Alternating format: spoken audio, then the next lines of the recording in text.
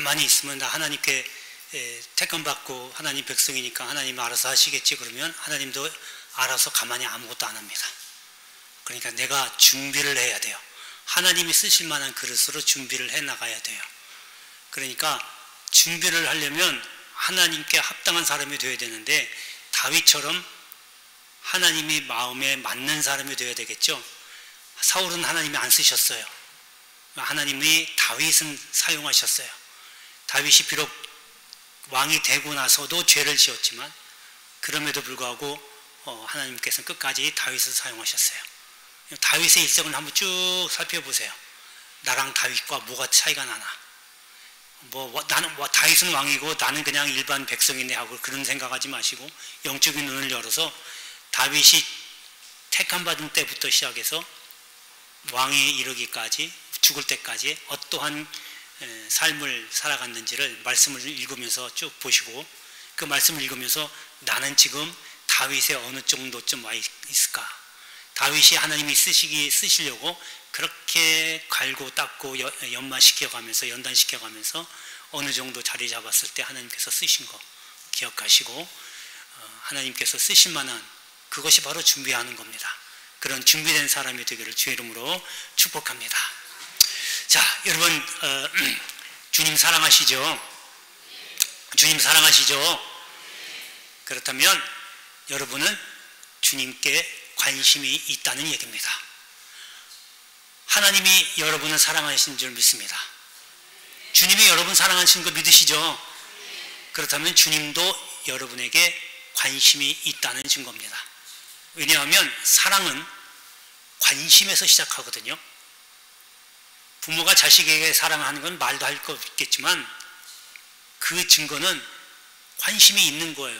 자녀가 나가서 무엇을 하든 떨어져 있다 할지라도 하는 일은 잘하고 있는지 먹는 건 제대로 먹고 있는지 건강한지 늘 항상 생각하고 있잖아요. 관심을 갖고 있어서 그래요. 옆집 사람이 죽든지 살든지 뭐 하고 있는지 모르잖아요. 관심이 없다는 거죠. 그건 사랑이 없다는 얘기예요. 그러니까 무엇보다도 하나님, 주님이 여러분들에게 관심을 갖고 있다라고 하는 것은 지금도 변함없이 사랑하고 계시다라고 하는 증거입니다. 자, 그러면 나는 하나님께서 나를 사랑하는지 나에게 관심을 갖고 있는지 어떻게 알 수 있을까? 오늘 본문을 통해서 한번 살펴보고 한번 점검해 보시기 바랍니다. 하나님은 다 누구든지 사랑해요. 예수를 믿는 사람이든 안 믿는 사람이든 다 사랑해요. 근데 특별히 내가 특별히 다른 사람처럼 이스라엘 백성들이 굉장히 많잖아요. 그 많은 사람들 가운데 모세도 사랑하셨고 모세를 들어서 쓰셨고 다윗도 들어 쓰셨고 아브라함도 들어 쓰셨고 많은 이스라엘 백성들 가운데 특별하게 쓰신 사람들이 있거든요. 그러면 특별하게 더 관심을 갖고 있다는 얘기가 되겠죠. 그러면 나는 어떻게 하나님께 관심을 받고 있을까 한번 살펴보면서 그렇게 되기를 주의 이름으로 축복합니다. 자, 첫 번째는요, 기도하는 사람입니다. 자, 오늘 말씀에 보면요 9절에 보니까 내가 그곳 과부에게 명령하여 내게 음식을 주게 하였다라고 합니다. 자, 이 배경은 어떻게 되냐면 이스라엘 역대 왕 중에서 가장 악한 왕이 아합입니다. 바알 선지자를 섬기고 아예 백성들로 하여금 하나님을 모르게 만들어 버렸어요. 그러니까 하나님이 화가 난 거죠. 진노하신 거예요.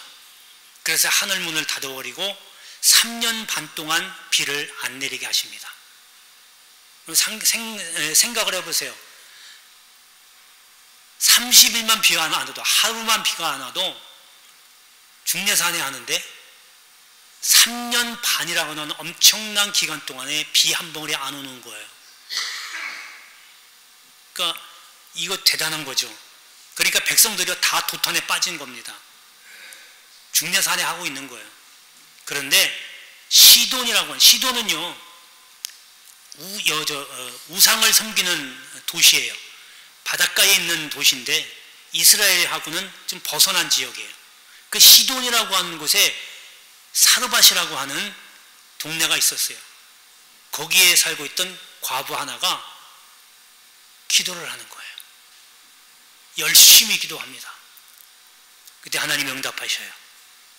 하나님께서 응답하시는 것은 방법이 다양합니다. 한 가지 방법으로만 하는 게 아니에요.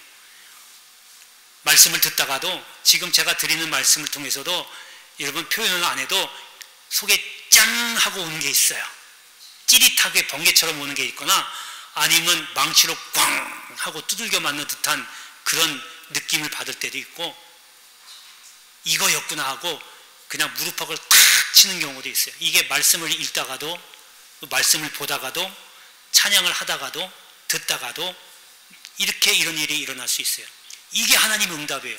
근데 이걸 신경을 안 쓰고 그냥 기도는 기도대로 하면서 왜 응답 안 해주시냐고 하나님 앞에 막 성토하면 하나님은 기도 응답해 주셨는데 왜 몰라 그렇게 하고 있는 거예요. 항상 기도하는 사람은요 예민해야 돼요. 그런 방법뿐만 아니라 또 나이별로 연대별로도 하나님께서 거기에 맞게 응답을 해 주셔요. 꿈으로도 응답하십니다. 그러니까 꿈이라고 그냥 개꿈이라고 하지 마시고 하나님 혹시 이 꿈을 통해서 나에게 응답하셨는가 잘 생각해 보셔야 돼요. 물론 꿈도 다 주시는 게 아니고 정말 그야말로 개꿈도 있어요. 그리고 환상으로도 하나님 주십니다. 그냥 비몽사몽간에 이게 진짜인지 아닌지 모르게 그냥 환상으로 보여주셔요. 그런 것도 있고요. 또 영이 맑은 사람은 음성으로도 들려주십니다. 내가 너를 사랑한다. 이런 경우도 있어요. 다양한 방법으로 그 사람의 믿음에 따라 줍니다. 근데 오늘 사르밧가브는 어떤 상태인지 모르지만 분명히 하나님의 응답을 주셨어요. 뭐 음성을 듣든 환상을 보든 꿈을 꾸든 어떤 방법으로도 하나님께서 응답을 주셨어요.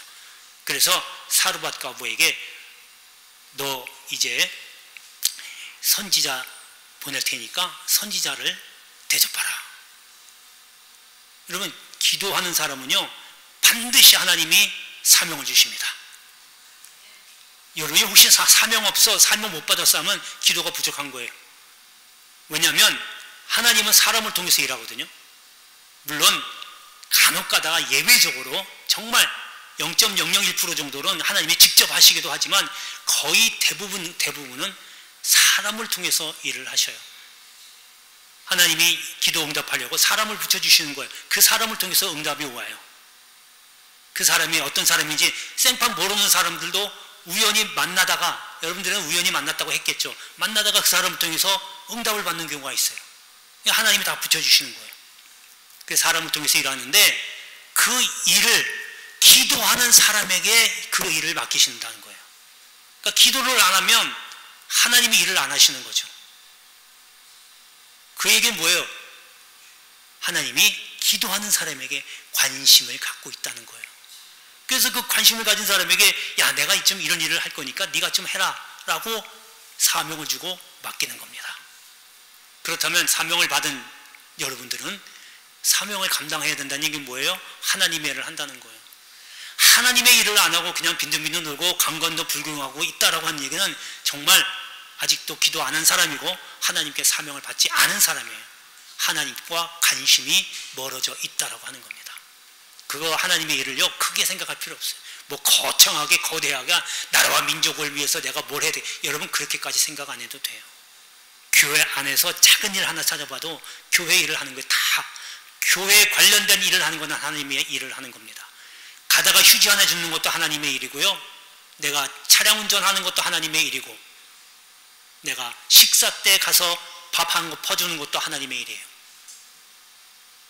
하나님의 일을 하는 사람은 반드시 기도하게 돼 있고 하나님의 사명을 주신다. 이런 사람에게 하나님이 관심을 갖는다는 것을 꼭 기억하시길 바랍니다. 자, 두 번째는요, 맡기는 사람입니다. 자, 거기 이제 12절에 한번 보겠습니다. 나는 떡이 없고 다만 통에 기름 가루 한 움큼과 병에 기름 조금뿐이라. 내가 나뭇가지 돌을 주워다가 나와 내 아들을 위하여 음식을 만들어 먹고 그 후에는 죽으리라. 자, 요건요 이제 하나님께서 응답하셨어요. 자, 이제 그리고 선지자 엘리야가 갑니다. 그리고 이제 떡을 달라고 하는 거예요. 그러니까 이 사르밧 과부가 오늘 본문의 말씀처럼 난 가진 게 없어요. 지금 이 사르밧 과부에게는 아들이 하나 있는데 가진 거라고는 곡물가루 그러니까 한 움큼 정도, 한 주먹 정도 있고요. 병에 약간 들어있는 기름 이 정도밖에 없어요. 이게 전 재산이에요. 그런데 가가지고 엘리야 선지자가 떡 좀 만들어 갖고 와. 형, 요거 한 움큼 갖고 떡이 얼마나 나오겠어요? 그러니까 이 과부가 하는 얘기가 내가 지금 이 정도 이것밖에 없는데 이제 3년 반 동안 지금 이렇게 가물었는데 뭘 먹고 있겠어요? 그러니까 이거 먹고 그냥 죽게 되면 죽겠다. 아들하고 죽겠다라고 하는 각오로 지금 그렇게 생각을 했던 거예요. 처음에는 물을 가져오라고 하죠. 여러분 기가 막힐 일 아니에요? 자신도 지금 마시기도 바쁜데 물 한 모금 안 나서 얼마나 메말랐겠어요. 비 한 방울 안 왔는데 그럼 그 물도 자기가 먹기에도 부족할 판인데 물을 가져오라고 선지자가 그러니까 물 갖다 줘요. 그리고 이제 떡도 만들려고 하니까 이거 참 너무 황당하죠. 이거 아들하고 먹고 이제 마지막으로 먹고 죽을 거 기다리고 했는데 그러니까 그게 뭐냐면 내가 먹을 거 있을 동안에는 열심히 살 거 아니에요. 성실하게 살다가 이제 나머지 죽든지 살든지 이는 하나님께 맡기겠다는 거예요. 내가 하려고 하는 게 아니고 하나님께 맡기는 사람. 이런 사람이 하나님께 관심을 갖는 거예요. 내가 다 할 것 같으면 하나님이 필요가 없잖아요. 하나님이 뭐가 필요했어요? 내가 할 거 다 하는데 이 사람 저 사람 다 인맥통해서 해보세요 다 잘 되고 내가 잘 되니까. 여러분 과거에는요 우리가 가난했어요. 저도 60년대에 태어났지만 저 윗분들 저희 아버님 때 되는 분들 보면 참 힘들게 사셨어요. 그래서 보릿고개란 말도 좀 듣고 살았고 여기 뭐 경험하신 분들도 계시겠죠. 그래서 그 가난을 벗어나려고요 예수 믿으면서 하나님 잘 먹고 잘 살게 해주세요. 그러니까 이 박정희 대통령 마음을 움직여가지고 잘 먹고 잘 살게 만들었잖아요. 그리고 이제 우리가요 이제 세계 경제 강국 6위 그러니까 손가락 안에 10손가락 안에 드는 나라가 돼버렸어요. 그래서 지금 얼마나 잘 사는지 일본하고 대등하게 됐거든요. 그러니까 지금 일본 여자들이 우리나라 와서 남자하고 결혼하려고 그러고 또 우리나라 남자는 또 일본 여자하고 결혼하려고 그러고 이게 차이가 너무 나면요 그럴 꿈도 못 꿔요. 대등하게 어깨를 견주니까 이제 그런 일이 생겨버리는 거예요. 너무너무 잘 살게 됐어요. 다 하나님의 은혜죠. 근데 너무 잘 사니까요 하나님을 잊어버려요. 몰라요. 내가 이만큼 잘 사니까 배고프지를 않으니까 하나님이 뭐가 필요했어요? 내가 조금만 일하면 이렇게 돈 많이 버는데 조금만 하면 내가 이렇게 돈 넉넉하게 사는데 하나님 필요 없어요. 그래서 옛날에는 육체적인 병이 좀 많이 있었다고 하면 요즘에는요 육체적인 병보다는요 정신적인 병이 많아요. 그래서 젊은이들부터 정신질환이 많이 생겼어요. 과거에는 육신적인 병 때문에 힘들었지만 이게 잘 살게 돼서 생기는 병이에요. 자, 아무튼 하나님께 맡기지 않고 본인이 하겠다라고 하면 하나님도 일을 안 하시고 하나님도 관심이 없으세요. 왜냐하면 하나님 이걸 해주세요. 하나님이 해야 이것이 가능합니다. 하나님께 맡기는 사람이 하나님이 관심을 갖고 그 일 내가 해줄게. 힘을 내라. 도닥여주면서 조금만 버텨라. 여러분 다윗이 고생하잖아요. 고난받고 연단받잖아요. 그때 다윗이 얼마나 하나님께 의지하고 하나님만 매달렸어요. 시편을 기자가 대부분이 다 다윗이 쓴 거예요. 그 내용을 보면 줄거리는 딱 2개밖에 없어요. 하나님 감사합니다. 그리고 하나님 찬양하는 거. 이거밖에 없어요. 물론 상황에 따라 다 다르지만 그 줄거리는 다 그거예요. 그리고 하나님께 기도하고 하는 걸 잊지 않았던 거예요. 그래서 다윗은 항상 무엇을 하든지 항상 먼저 하나님 이거 할까요 말까요 물어봅니다. 지금으로 얘기하면 기도하는 거예요. 그러니까 다윗은요 기도의 사람이었어요. 하나님 이걸 지금 쳐들어가서 저 적들을 물리칠까요 갈까요 말까요. 그럼 하나님의 응답을 받고 움직였어요. 그것은 뭐냐면 다윗이 왕이 됐다 할지라도 왕위를 허락하신 분은 하나님이시고 그러기에 하나님께 왕으로서 해야 할 일도 하나님께 맡겼다는 거예요. 우리는 마찬가지로 하나님이 쓰실 만한 도구에 지나지 않은 거예요. 내가 가진 것은 내 거가 아니고 하나님이 주셨기 때문에 내가 관리하는 것 뿐이지, 이 땅에 사는 날 동안에 물질이든 건강이든 내가 관리하는 것 뿐이지, 이 모든 것의 주인은 다 하나님이시다. 하나님이 허락하지 않으면 하지 말아야 돼요. 재물도 마찬가지고 건강도, 이 몸뚱아리도 쓰는 것도 하나님이 허락하셔야 하는 거지. 너 그 일 하지 마, 네 힘쓰는 거 그거 하지 마 그러면 하지 말아야 되는데, 내가 힘 있으니까 하나님 그거 나중에 할게요 먼저 해버리면 하나님 그때부터 관심을 꺼버립니다. 너 힘 있을 때 한번 해봐라. 그리고 이제 힘이 없을 때 다 망가질 때로 와가지고 하나님 잘못했습니다, 천부에 의지 없어서 손 들고 와서 그때 무릎 꿇고 잘못했습니다 해봐야 하나님 물론 용서를 하시겠지만 그때는 이제 힘이 없어서 하나님 일 하기 힘든 거예요. 여러분 맡기십시오. 하나님이 여러분들을 통해서 행하실 일들을 기대하면서 맡기시면 하나님이 여러분들에게 관심을 두고 여러분들을 사용하실 줄로 믿습니다. 자, 세 번째는요, 질서의 사람입니다. 여러분, 사람이 혼자 살아도요 질서가 있어야 돼요. 더군다나 사회생활하는 사람들과 어울려서 사는 사회생활일 경우에는 더더욱 질서가 있어야 돼요. 질서가 없다면 이거는 혼란이 더 가중되는 거죠. 그래서 질서라고 하는 얘기는요, 우선순위를 두고 얘기하는 거예요. 여러분, 사회생활에서 일들이 어떤 것이 더 중요한지 순위를 매겨놓고 먼저 해야 돼요. 그리고 하나씩 한 다음에 하는 거죠. 우리가 두 가지를 동시에 할 수가 없어요. 혼자 살아도 마찬가지고 더불어 사는 공동체 생활도 마찬가지예요. 그래서 이 순서가 바뀌지 않도록 해야 되는데, 특별히 예수 믿는 사람들에게 가장 우선순위가 뭐냐면 바로 하나님입니다. 하나님을 가장 먼저 우선순위에 두는 사람이 질서의 하나님이고, 이런 사람이 하나님께 관심을 받게 되는 겁니다. 자, 13절 한번 봅니다. 엘리야가 그들에게 이르되 두려워하지 말고 가서 내 말대로 하느니와 먼저 그곳으로 나를 위하여 작은 떡 한 개를 만들어 내게로 가져와라. 아까 말씀드린 대로 이제 떡 만들어 갖고 와라, 먼저 나한테 갖고 와라. 이거 얼핏 보면요, 야 정말 너무한 거 아니야? 아무리 목사님이라도 이럴 수 있어? 성도를 생각해서 성도한테 줘야지 어떻게 자기한테 먼저 갖고 와라 그래? 이렇게 생각할 수 있어요. 그런데요, 하나님께서는 지금 기도 응답 받고요 테스트한 거예요. 사명 주었잖아요.